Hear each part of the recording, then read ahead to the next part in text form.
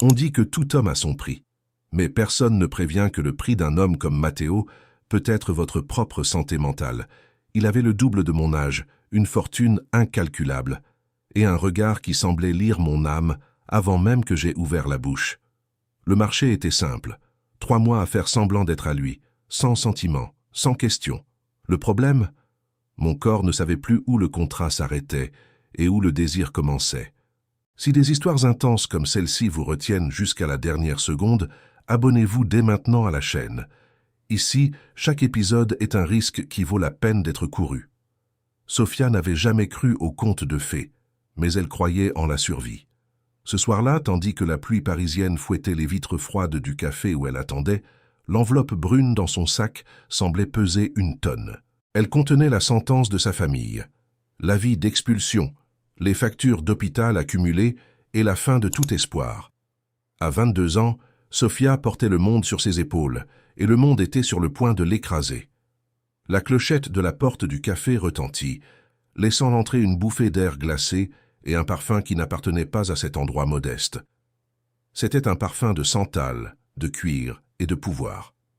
L'homme qui franchit le seuil ne marchait pas, il dominait l'espace. Matteo avait 48 ans, mais sa présence semblait porter des siècles d'autorité.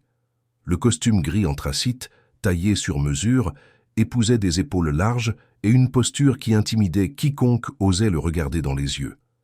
Il la vit. Les yeux de Matteo, gris comme la mer avant une tempête, se fixèrent sur les siens. Sofia ressentit un frisson qui n'était pas dû au froid, mais à la reconnaissance. Elle savait qui il était. Le requin de l'immobilier. L'homme qui n'acceptait jamais non pour réponse. Matteo s'assit en face d'elle, sans demander la permission. Le contraste était saisissant, la jeunesse vibrante et effrayée de Sofia face à la maturité glaciale et calculatrice de Matteo. « Vous êtes en retard, Sofia. » Sa voix était un baryton profond, une vibration qu'elle sentit dans le creux de l'estomac. « Le métro s'est arrêté à cause de la pluie, monsieur Moreau, » répondit-elle, s'efforçant de garder la voix ferme, bien que ses mains soient cachées sous la table pour dissimuler leur tremblement. Matteo émit un rire bref, dépourvu d'humour. « Le temps est la seule chose que je ne peux pas acheter, et vous venez d'en gaspiller 5 minutes. Allons droit au but. »« Vous avez lu les termes ?» Sofia avala sa salive. Les termes. Le contrat que son avocat avait envoyé discrètement 2 jours plus tôt. Matteo avait besoin d'une fiancée, non par amour ni par compagnie, mais à cause d'une clause de succession dans une fusion milliardaire avec un groupe européen conservateur. Il avait besoin de l'image d'un homme de famille, et Sofia avait besoin d'un miracle. « Je les ai lus, » murmura-t-elle. « 3 mois, sans question sur votre vie privée. Présence à tous les événements sociaux. Et... » Elle hésita, le visage en feu. « Et le contrat sera strictement professionnel. » Matteo compléta, se penchant en avant. Son odeur était maintenant enivrante. « Vous recevrez le montant intégral à la fin de la période, en plus de toutes les dépenses médicales de votre mère payées immédiatement. En échange pour le monde, vous serez à moi. Le monde doit croire que j'ai, enfin, trouvé quelqu'un capable de me faire baisser la garde. » Sofia regarda cet homme. Il était trop vieux pour elle, trop vieux pour ses rêves de romance innocente. Il y avait des rides au coin de ses yeux qui parlèrent d'expériences qu'elle pouvait à peine imaginer. C'était un prédateur, et elle, la proie qui se livrait volontairement pour sauver les siens. « Pourquoi moi ?» demanda-t-elle dans un dernier souffle de courage.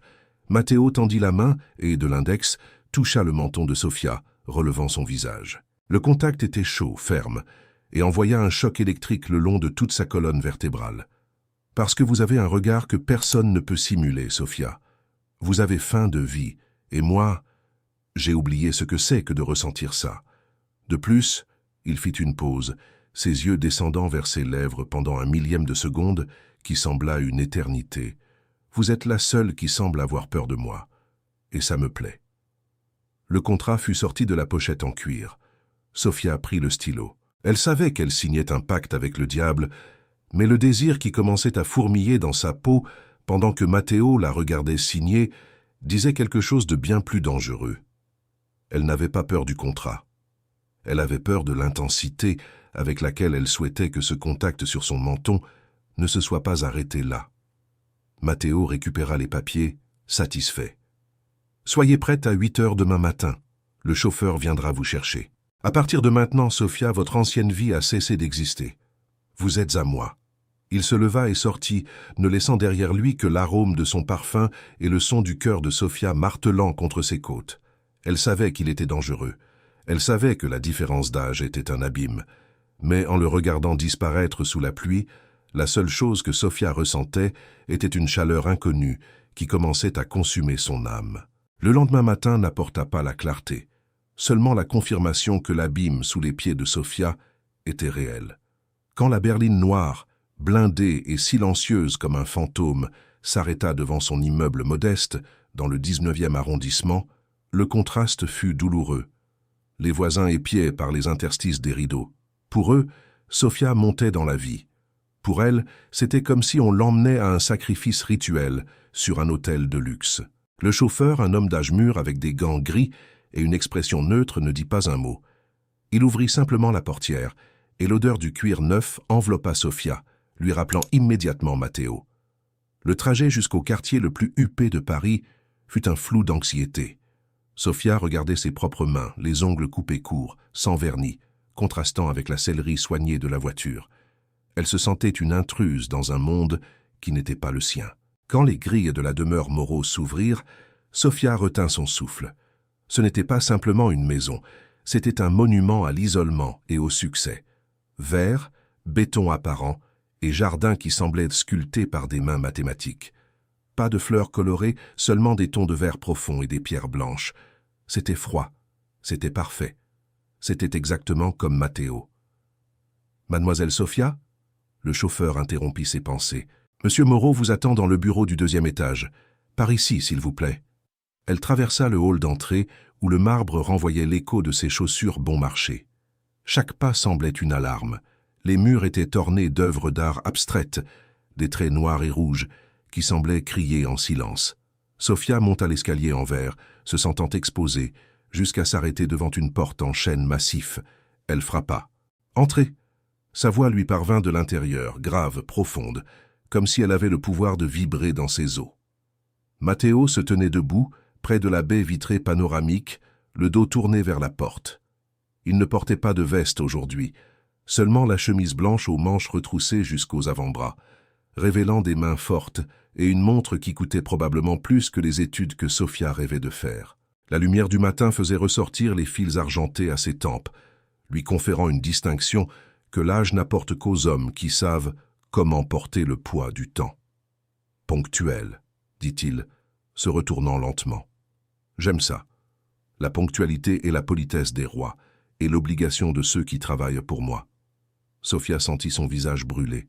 « Travaillant pour moi. » Ces mots furent comme un seau d'eau froide, lui rappelant que malgré l'étincelle ressentie au café, elle n'était qu'une employée avec un faux titre de fiancée.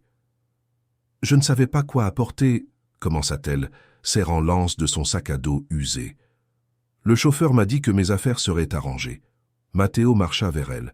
Chacun de ses pas était calculé, comblant l'espace entre eux, jusqu'à ce que Sophia doive incliner la tête en arrière pour lui faire face. Il était bien plus grand qu'elle ne s'en souvenait. La chaleur qui émanait de lui était presque palpable, rompant la froideur de ce bureau minimaliste. « Vos affaires d'avant n'ont pas leur place dans cette maison, Sophia, » dit-il, avec une franchise qui frôlait la cruauté.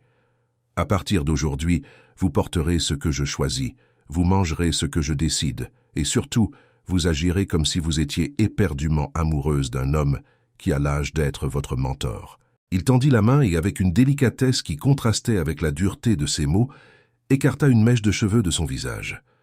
Le contact de ses doigts, calleux et chauds, contre la tempe de Sophia, fit rater un battement à son cœur. « Vous pensez pouvoir faire ça ?» murmura-t-il, ses yeux gris fixés dans les siens, cherchant le moindre signe d'hésitation. « Faire semblant de me désirer ?» Sophia avala sa salive. Le désir n'aurait pas besoin d'être simulé, et c'était là son plus grand secret. La maturité de Matteo, l'assurance qu'il dégageait, la façon dont il semblait posséder l'air même qu'il respirait, tout cela la frappait avec la force d'un ouragan. « Je ferai de mon mieux, » répondit-elle, la voix légèrement défaillante. « Votre mieux ne suffit pas, Sophia. J'exige la perfection. Il s'éloigna, rompant le sortilège. Une équipe de stylistes vous attend dans la chambre d'hôte. Ils vont vous transformer en la femme que le monde s'attend à voir à mes côtés. Ce soir, nous aurons notre premier dîner officiel. Un baptême du feu. Des questions? Sophia regarda l'homme en face d'elle. Il y avait tant de choses qu'elle voulait lui demander. Pourquoi était-il si solitaire? Pourquoi une demeure si grande pour un homme seul? Et surtout, pourquoi son regard derrière toute cette froideur semblait-il si affamé? Aucune question, monsieur Moreau. Matteo, corrigea-t-il, retournant à son bureau. Les fiancés ne s'adressent pas par leur nom de famille. Apprenez à prononcer mon prénom comme s'il était la seule chose qui compte pour vous. Elle quitta le bureau sur des jambes tremblantes. En parcourant le couloir, elle entendit le bruit de la porte se refermer derrière elle. Sophia ne le savait pas, mais de l'autre côté de cette porte, Matteo était resté immobile, respirant profondément, l'arôme citronné et jeune qu'elle avait laissé derrière elle flottant encore dans l'air. Lui qui avait toujours eu le contrôle de tout, ressentit pour la première fois depuis des décennies que le contrat qu'il avait lui-même rédigé pourrait être son propre piège. La transformation dura des heures. Sophia fut lavée, exfoliée, habillée et maquillée comme une poupée de porcelaine d'une valeur inestimable. La robe de soie couleur champagne glissait sur son corps comme une seconde peau, révélant des courbes qu'elle avait toujours tenté de dissimuler sous des vêtements amples. Quand elle se regarda dans le miroir, elle se reconnut à peine. Elle ressemblait à une femme d'un monde de privilèges, mais en son fort intérieur, elle était encore la fille qui comptait les pièces pour payer son loyer. À 8 heures précises, comme il l'avait exigé, elle descendit l'escalier. Matteo l'attendait au bas des marches. Il portait un smoking noir qui le rendait encore plus imposant. En la voyant, il s'arrêta. Le silence qui suivit fut dense. Matteo ne dit pas qu'elle était belle. Il n'en avait pas besoin. La façon dont ses pupilles se dilatèrent et dont il serra le verre en cristal dans sa main dirent tout ce qu'elle avait besoin de savoir. « Vous êtes présentable, » dit-il, bien que sa voix sonnât plus rauque qu'à l'accoutumée. Il lui offrit le bras. Sophia hésita une seconde avant de glisser sa main sur le tissu luxueux de sa manche. Le muscle de son bras était rigide sous son contact. « Souvenez-vous, Sophia, » murmura-t-il se penchant vers son oreille, tandis qu'il marchait en direction de la salle à manger. « Le monde va vous observer. Chaque geste, chaque regard doit sembler réel. Si vous hésitez, ils le verront. Si vous tremblez, ils le sauront. Et si je ne fais pas semblant, Matteo ?» Les mots lui échappèrent avant qu'elle puisse les retenir. Matteo s'arrêta brusquement. Il la fit pivoter vers lui, les mains tenant ses épaules avec une fermeté qui frôlait la possession. Son regard descendit vers ses lèvres, puis remonta vers ses yeux, une bataille silencieuse se jouant sur son visage mûr. « Si vous ne faites pas semblant, dit-il, la voix basse et dangereuse, alors ce contrat sera le moindre de vos problèmes, car je ne suis pas un homme bon, Sophia, et je ne sais pas aimer quelque chose sans d'abord le dévorer de mon intensité. » Le dîner fut servi, mais pour Sophia, la saveur des plats n'importait pas. La seule chose qu'elle pouvait ressentir était le poids du regard de Matteo sur elle, une promesse silencieuse que, durant ces 3 mois, les remparts de verre et d'or de sa demeure seraient le décor d'une reddition qu'aucun contrat ne pourrait contenir. Le bruit des pneus sur le gravier de la villa d'un ambassadeur était le prélude au chaos. Sophia sentait son cœur martelé contre ses côtes, un rythme frénétique que la robe de soie champagne ne parvenait pas à dissimuler. À ses côtés, sur la banquette arrière de la voiture, Matteo dégageait un calme déconcertant. Il vérifia ses boutons de manchette en or avec une précision chirurgicale, tel un général se préparant à une invasion. « Respirez, Sophia, » dit-il, sans la regarder. « Si vous entrez là-bas avec l'air d'une gazelle traquée, ils vous mettront en pièces avant le premier toast. »« Je n'ai jamais été dans un endroit pareil, Matteo, » avoua-t-elle, la voix presque inaudible. « Ces gens, ils sont nés pour ça. Moi, je suis né pour leur survivre. » Matteo s'arrêta de ce qu'il faisait. Il se retourna, et dans l'espace confiné de la voiture, sa présence devint suffocante. Il tendit la main et toucha le visage de Sophia, le pouce traçant la ligne de sa mâchoire avec une lenteur qui la fit frissonner. « Vous avez quelque chose qu'aucune de ces femmes n'a hérité. Vous êtes vrai. Et dans un monde de façade, le vrai est la denrée la plus précieuse. Utilisez ça. Utilisez le fait que je vous ai choisi. Si moi, Matteo Moreau, vous regarde de cette façon, Personne n'osera en demander la raison. Il n'attendit pas de réponse. Le chauffeur ouvrit la portière et à l'instant où Matteo sortit et tendit la main à Sofia, les masques tombèrent, les flashs crépitèrent, le brouhaha monta d'un cran. Et qui est-elle? D'où vient-elle? Le célibataire le plus convoité de Paris est-il enfin tombé? Sofia colla son corps au sien. La chaleur que Matteo dégageait était son unique ancre. Tandis qu'ils avançaient sur le tapis rouge, elle sentait son regard posé sur elle, non pas le regard d'un patron, mais celui d'un homme qui marque son territoire. À l'intérieur du salon, l'air était chargé de parfums coûteux et de secrets d'État. Matteo circulait avec une maestria qui fascinait Sofia. Il parlait d'économie, d'acquisition et de pouvoir, mais sa main ne quittait jamais le bas du dos de Sofia. Le contact était ferme, chaud, et remontait parfois de quelques millimètres, envoyant des ondes de choc à travers tout son corps. « Souriez, chérie », murmura-t-il près de son oreille, son haleine au parfum de chêne et de whisky effleurant sa peau sensible. « Le ministre de l'économie et le gouverneur de la Banque de France nous observent. Montrez-lui que vous êtes mon meilleur investissement. » Sofia força un sourire, mais ses yeux croisèrent ceux de Matteo. La proximité était dangereuse. La différence d'âge, qui lui semblait auparavant un abîme de temps, ressemblait maintenant à un pont fait d'expérience. Elle voulait savoir ce que ses lèvres, si sérieuses en cet instant, feraient s'il n'y avait pas de public. L'épreuve du feu arriva sous les traits d'Isabella, une femme éblouissante approchant la quarantaine, ex-maîtresse de Matteo et héritière d'un groupe industriel. Elle s'approcha avec l'élégance d'une panthère. « Matteo, mon cher. »« Quelle surprise !» dit Isabella, ignorant Sofia complètement. « Je ne savais pas que tu avais pris une protégée. Elle est adorable, presque une enfant. » Sofia sentit son sang bouillir. L'insulte était camouflée dans un faux compliment. Avant qu'elle puisse réagir, elle sentit le bras de Matteo la serrer plus fort contre lui. « Elle n'est pas ma protégée, Isabella. » La voix de Matteo descendit d'une octave, devenant dangereusement froide. « Elle est la femme qui a obtenu ce que vous et la moitié de cette salle avez tenté pendant des décennies. Elle m'a donné envie de cesser de chercher. Sofia est ma fiancée. Et je vous suggère de choisir vos mots avec le même soin que vous choisissez vos bijoux. Certains peuvent être faux, mais mon humeur ce soir est très réelle. » Le silence qui suivit fut tranchant. Isabella recula, blêmissant. Sofia regarda Matteo, surprise. Il ne se contentait pas de jouer le rôle du contrat. Il y avait dans ses yeux une étincelle de protection sincère. Une possessivité qui allait au-delà des affaires. Plus tard, quand la musique de chambre emplissait la salle, Matteo la guida vers une terrasse isolée, à l'abri des regards curieux. L'air de la nuit était frais, mais l'atmosphère entre eux était combustible. « Vous n'aviez pas à faire ça, » dit Sofia, s'appuyant sur le parapet de marbre. « Je sais me défendre. »« Je sais, » répondit Matteo, s'approchant jusqu'à la coincer entre lui et le marbre froid. « Mais personne ne manque de respect à ce qui m'appartient, et maintenant, Sofia, vous appartenez à mon monde. » Il posa les mains de chaque côté d'elle, l'encerclant. La lumière de la lune se reflétait sur les fils grisonnants de sa barbe, lui donnant un air prédateur et irrésistible. Sofia sentait le désir crier dans ses veines. Il était trop vieux pour elle? Peut-être. Mais ce qu'elle ressentait en cet instant était une soif que seule sa maturité semblait capable d'étancher.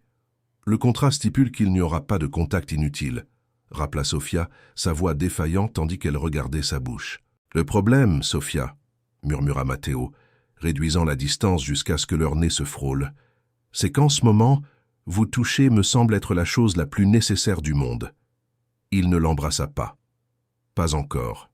Il resta simplement là, laissant le désir parler plus fort que n'importe quelle clause contractuelle, tandis que la musique continuait à l'intérieur, indifférente au fait que, sur cette terrasse, un empire de glace commençait à fondre. Ce soir-là, en rentrant à la demeure dans le silence, la tension était presque solide à l'intérieur de la voiture.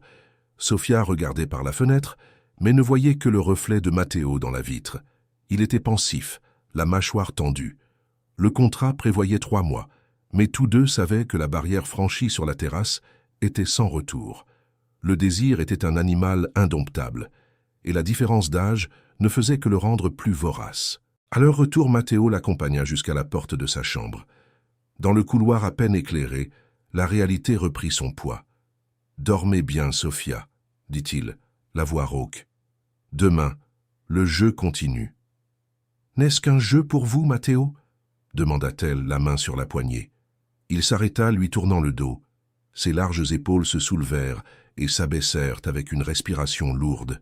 « C'est le jeu le plus dangereux que j'ai jamais joué, parce que pour la première fois, je ne suis pas certain de vouloir gagner. » Il rejoignit sa propre chambre, laissant Sofia seule avec l'écho de ses mots et le feu qu'il avait allumé en elle.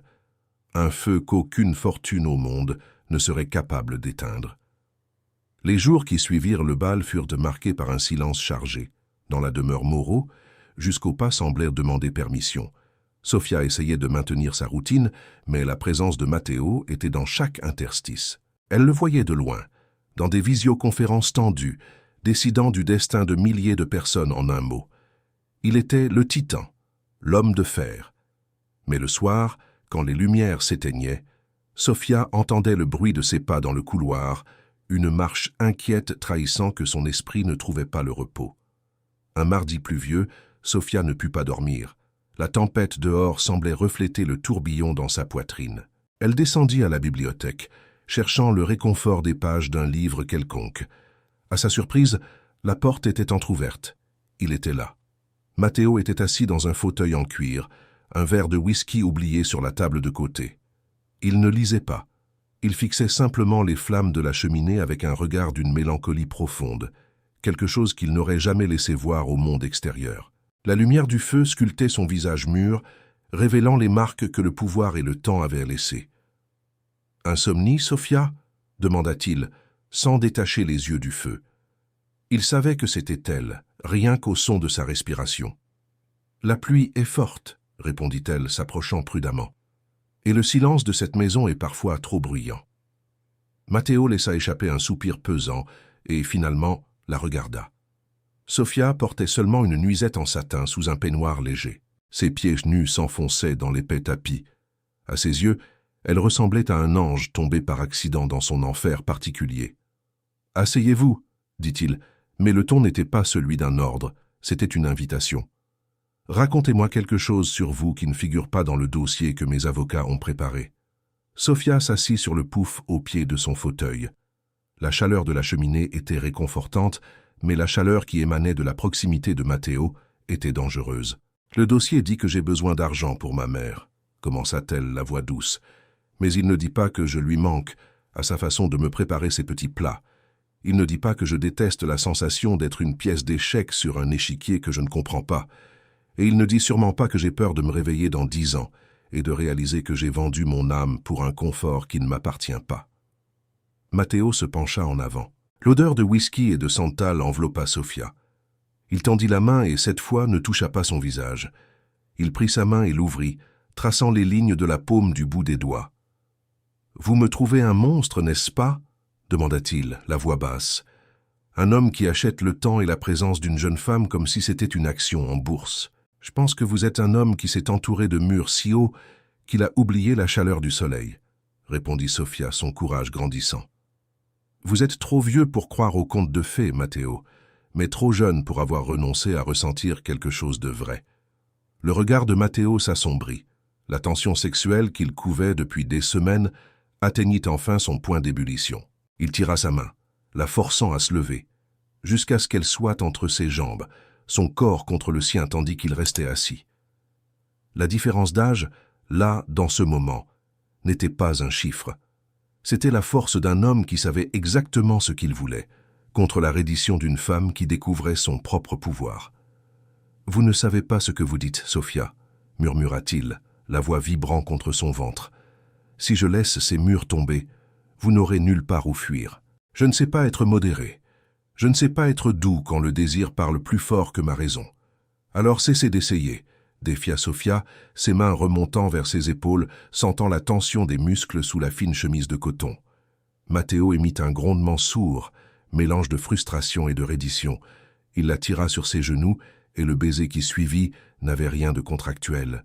Ce fut un baiser affamé, urgent, chargé de ses années de solitude à lui et de ses mois de curiosité à elle. Les mains de Matteo étaient possessives, explorant les courbes de Sofia avec une maîtrise qui lui coupait le souffle. Sa maturité se manifestait dans la façon dont il la dominait, dans le rythme qu'il imprimait, Ce n'était pas un jeune homme inexpérimenté cherchant à se prouver, c'était un homme qui savait comment chaque contact affectait le corps d'une femme. Et Sofia se perdait dans la sensation d'être désirée avec une telle intensité. Le contrat, les règles, la différence d'âge, tout fut consumé par les flammes de la cheminée. Dans cette bibliothèque, entre des livres centenaires et des secrets bien gardés, Sofia comprit que le danger n'avait jamais été le monde extérieur. Le danger était la façon dont Matteo lui faisait sentir que, dans ses bras, elle était enfin chez elle. Cette nuit-là, la dernière barrière fut abattue. Mais tandis que le feu de la cheminée se transformait en braise, une question demeurait dans l'air. Que se passe-t-il quand le contrat prend fin et que le désir, lui, reste? Matteo la tenait comme si elle était son trésor le plus précieux, mais Sofia pouvait voir dans ses yeux qu'il commençait déjà à construire de nouveaux murs pour se protéger de ce qui venait de se passer. L'amour, après tout, était le seul risque que le grand Matteo ne savait pas encore comment gérer. La lumière du lendemain matin entra dans la chambre de Matteo avec une crudité que Sofia n'attendait pas. Le drap de soie, qui quelques heures plus tôt avait été le décor d'une reddition absolue, semblait maintenant froid. Elle s'assit, tirant le tissu contre sa poitrine, observant la silhouette de Matteo sur le balcon. Il était déjà habillé. Pantalon de costume, chemise blanche impeccable, mais sans cravate. Il ressemblait au même homme puissant qu'avant, mais la rigidité de ses épaules disait à Sofia que le regret, ou peut-être la peur, était arrivé avec l'aube. « Matteo » appela-t-elle, la voix encore rauque de sommeil et de quelque chose de plus profond. Il ne se retourna pas immédiatement. Le silence s'étira, lourd comme du plomb. Quand il le fit enfin, ses yeux gris n'avaient plus la chaleur de la nuit précédente. C'étaient des pierres polies. « Le café sera servi dans 10 minutes, Sofia, » dit-il, le ton de voix reprenant cette formalité tranchante qu'elle avait appris à haïr. « Nous avons une réunion avec les associés européens à 11 heures. Soyez prête. Et, s'il vous plaît, mettez le collier de diamants que j'ai laissé sur la coiffeuse. Il faut que son éclat détourne l'attention du fait que vous n'avez pas assez dormi. » Sofia se sentit comme si elle avait reçu une gifle physique. Leur reddition physique n'avait pas changé le contrat dans sa tête à lui. Pour Matteo, elle était encore une pièce d'échec, peut-être maintenant une pièce plus agréable à déplacer, mais toujours un objet de stratégie. « C'est comme ça que ça va être ?» demanda-t-elle en se levant sans se soucier de sa propre nudité devant lui. « Vous allez faire semblant que ce qui s'est passé dans la bibliothèque n'était qu'une clause non écrite ?» Matteo marcha vers elle, s'arrêtant à quelques millimètres. L'odeur de café et de santal la frappa, éveillant des souvenirs sensoriels qui faisaient trahir son corps. « Ce qui s'est passé, Sofia, était une erreur de calcul, » murmura-t-il, la mâchoire crispée. « Je suis trop vieux pour croire qu'une nuit change le destin d'un empire, et vous êtes trop jeune pour confondre le désir avec quelque chose de durable. Le contrat prend fin dans 2 mois. Ne rendez pas les choses plus difficiles qu'elles ne le sont. » Il quitta la chambre sans regarder en arrière, laissant Sofia avec le poids de sa propre vulnérabilité. Mais le destin avait d'autres plans pour ce matin-là. En descendant prendre son café, Sofia trouva une enveloppe blanche, sans expéditeur, sur le buffet en marbre du hall. Pensant que c'était quelque chose de Matteo, elle l'ouvrit. À l'intérieur, il n'y avait pas de lettres, seulement des photographies, des photos d'elle et de Matteo dans le café modeste où ils s'étaient rencontrés. Des photos d'elle montant dans la voiture de luxe avec son vieux sac à dos. Et le pire, une copie numérisée de la première page du contrat de fiançailles, avec les signatures des deux et le montant du paiement mis en évidence. Le sang de Sofia se figea. Quelqu'un savait. Quelqu'un avait la preuve que le roman du siècle était une fraude financière. Dans le bureau, Matteo était au téléphone quand elle entra sans frapper, jetant les photos sur la table en chaîne. Il raccrocha lentement, ses yeux parcourant les images avec un calme qui effrayait. « Qui a envoyé ça ?» exigea Sofia, la voix tremblante. « Quelqu'un qui veut plus que de l'argent, Sofia, » répondit Matteo en se levant. « Quelqu'un qui veut me voir tomber. La fusion a lieu dans 2 semaines. Si ça fuit avant, je perds tout. Et vous retournez dans la précarité d'où je vous ai sorti, mais avec un nom entaché par un scandale national. Je m'en fiche de l'argent, Matteo. Ce qui m'importe, c'est le fait que nous sommes traqués, cria-t-elle, la frustration débordant. Matteo la contourna, fermant la porte du bureau avec un claquement sec. Il la plaqua contre le bois, mais cette fois, il n'y avait pas de désir dans son contact, seulement une urgence féroce. « Eh bien, vous devriez vous en préoccuper. Parce que la personne qui a pris ces photos ne veut pas seulement ma fin, elle vous veut, vous. » Isabella n'accepte pas d'être remplacée et elle joue sale. Le nom de l'ex-maîtresse de Matteo plana dans l'air comme un poison. Sofia réalisa en cet instant que le contrat à risque n'avait jamais été uniquement question d'argent ou de succession. C'était une entrée dans un nid de vipères où elle était la seule sans venin. « Qu'est-ce qu'on fait ?» demanda Sofia, sentant la protection des bras de Matteo, même s'il refusait d'admettre qu'il l'aimait. Matteo regarda les photos, puis Sofia. Pendant une seconde, le masque du titan tomba, et elle vit l'homme qui avait peur de la perdre, non pas comme un investissement, mais comme la seule chose vivante dans son existence stérile. « Nous allons faire ce que je fais de mieux, » dit-il, le regard redevenant glacial.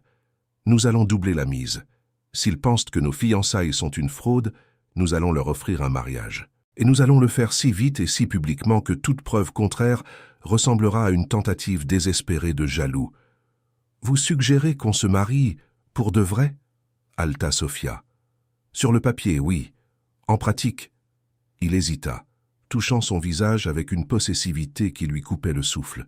« En pratique, Sofia, je vais vous garder si près que même la vérité n'aura pas la place de s'interposer entre nous. » Le plan de Matteo était audacieux et dangereux. Se marier pour protéger un mensonge, c'était comme essayer d'éteindre un incendie avec de l'essence. Mais tandis que Sofia le regardait, elle réalisait que le désir qui avait parlé plus fort au début était désormais un cri assourdissant. Elle savait qu'il était trop vieux, trop calculateur et peut-être trop brisé. Mais elle savait aussi que, sous cette armure de puissance, il y avait un homme qui préférait mettre le monde en feu plutôt que de laisser quelqu'un la toucher. Le jeu avait changé. Le contrat n'était qu'un bout de papier. Ce qui venait ensuite était une guerre de cœur. La demeure Moreau se transforma en fourmilière humaine en moins de 48 heures. Stylistes, fleuristes et attachés de presse entraient et sortaient, tous sous le regard vigilant et glacial de Matteo. L'annonce du mariage éclair choqua la haute société, étouffant les rumeurs que les photos anonymes tentèrent de semer. Mais au centre de cet ouragan de soie et de champagne, Sofia se sentait plus seule que jamais. Matteo était devenu une ombre. Il évitait les tête-à-tête prolongés, se limitant à des ordres brefs et des gestes formels devant les autres. Le baiser dans la bibliothèque semblait une hallucination d'une nuit fiévreuse. Il se protégeait, retraitant derrière ses remparts d'or au moment où Sofia avait le plus besoin de lui. Un après-midi, tandis que les organisateurs débattaient de la nuance exacte des orchidées pour la réception, Sofia s'éloigna de l'agitation. Ses pas la menèrent vers l'aile est de la demeure, une partie de la maison que Matteo gardait toujours fermée. Là, l'air était différent. Il ne sentait pas la cire des meubles coûteux, mais le temps suspendu. Au bout du couloir, une porte en chêne entr'ouverte révélait une chambre qui semblait gelée.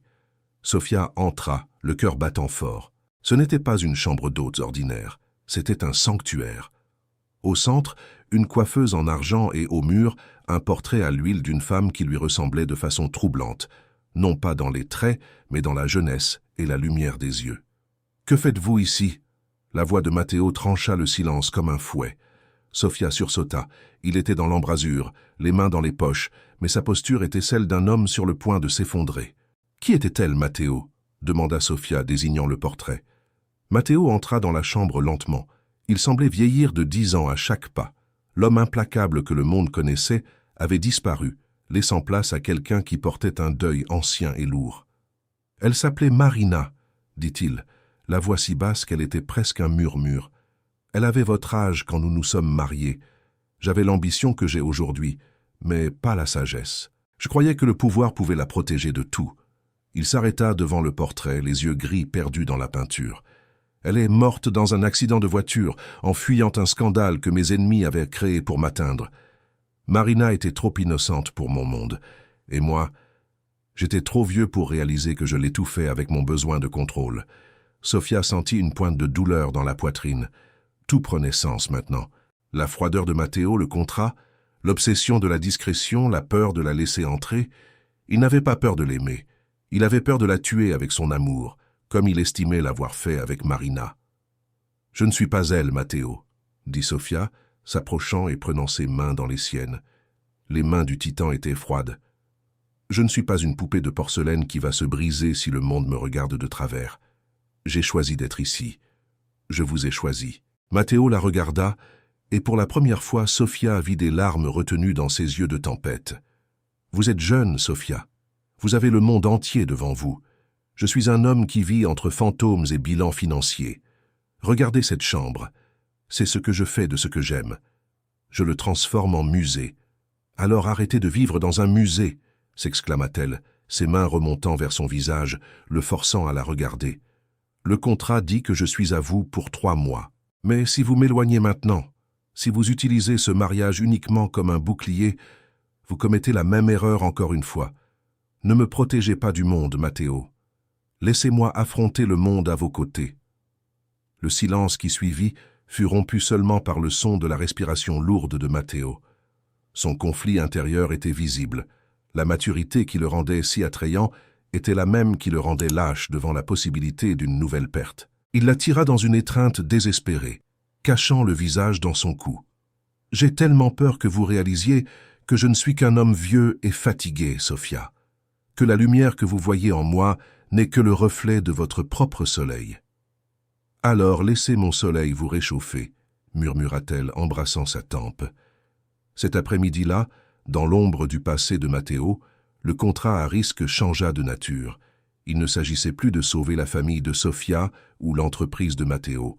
Il s'agissait de sauver 2 âmes que le temps avait tenté de séparer, mais que le désir et le besoin avaient réunis de façon irrémédiable. Mais dehors, l'horloge ne s'arrêtait pas. Isabella et les ennemis de Matteo préparaient le coup de grâce, un qui ne viserait pas les actions de l'entreprise, mais quelque chose de bien plus précieux, la confiance qui venait d'éclore entre le loup et la gazelle. La nuit qui précéda le mariage fut d'une paix tendue. Matteo et Sofia dormirent dans la même chambre, mais il n'y eut pas d'intimité physique. Il y eut quelque chose de bien plus intime, le silence partagé de ceux qui savent qu'ils s'apprêtent à entrer dans une bataille. Matteo la tenait comme si elle était son dernier souffle de vie. Sofia savait qu'il était trop vieux pour changer complètement, mais elle savait aussi que le désir qu'elle ressentait pour lui maintenant était mêlé d'une loyauté qu'aucun contrat ne pourrait acheter. Le grand jour approchait, et avec lui la révélation qui changerait tout. Le jour du mariage se leva sous un ciel de plomb, comme si la nature elle-même retenait son souffle. La demeure Moreau exhalait le parfum oppressant des fleurs coupées. Sofia, devant le miroir, ne voyait plus la petite fille effrayée qui avait accepté un accord par désespoir. Le reflet lui renvoyait une femme qui avait appris, dans les bras d'un homme complexe, que le désir ne choisit pas l'âge, mais choisit le courage. Matteo entra dans la chambre avant la cérémonie. Il n'aurait pas dû être là, mais les règles ne s'étaient jamais appliquées à lui. Il marcha jusqu'à Sofia et posa les mains sur ses épaules. Son contact, autrefois possessif, était maintenant un port sûr. « Vous pouvez encore partir, Sofia, » murmura-t-il contre son voile. « L'argent est déjà sur le compte de votre mère. La dette est payée. Vous n'avez pas besoin d'affronter ce qui vient. » Sofia se retourna, les yeux brillants d'une détermination qui fit reculer Matteo d'un pas. « Je ne suis pas là pour l'argent, Matteo. Je suis là parce que j'ai choisi l'homme derrière le monstre que vous faites semblant d'être. Si le monde s'effondre aujourd'hui, qu'il s'effondre sur nous deux. » Ils descendirent ensemble. La marche nuptiale résonnait comme un tambour de guerre aux oreilles de Sofia. En arrivant à l'hôtel improvisé, le silence de la haute société était tranchant. Mais au moment où l'officiant commençait les mots rituels, une voix stridente interrompit le sacré. « Arrêtez ce théâtre !» Isabella se leva, avançant vers le centre de l'allée avec l'élégance d'un serpent prêt à frapper. « Matteo, tu as toujours été un maître en stratégie, mais cette fois, tu as sous-estimé l'intelligence de ceux qui te connaissent. » Elle brandit son téléphone, connecté au système de projection qui devait montrer des photos du couple heureux. À la place, l'écran géant de la chapelle afficha la copie du contrat. Le montant du paiement, les clauses de confidentialité, la signature de Sofia. Un souffle collectif de stupeur parcourut la salle. « Cette femme n'est la fiancée de personne !» cria Isabella. « Elle est une accompagnatrice de luxe engagée pour sauver une fusion milliardaire. Matteo a acheté une ingénue pour tromper ses associés. » Le chaos s'installa. Les flashs des journalistes infiltrés crépitèrent. Les associés européens se levèrent, indignés. Matteo resta immobile, statue de glace, mais Sofia sentit le léger tremblement de sa main qui tenait la sienne. « Est-ce vrai, Matteo ?» demanda l'associé principal, un homme âgé et conservateur. « Votre vie entière est-elle un mensonge ?» Matteo ouvrit la bouche pour parler, pour user de sa rhétorique de requin et tenter de sauver les milliards en jeu. Mais Sofia serra sa main avec force, l'en empêchant. Elle fit un pas en avant, lâcha sa main et fit face à la foule. « Le contrat est réel. » La voix de Sofia résonna, ferme et claire, faisant taire le brouhaha. « Oui, j'ai été engagé. J'avais besoin d'aide et il avait besoin d'une image.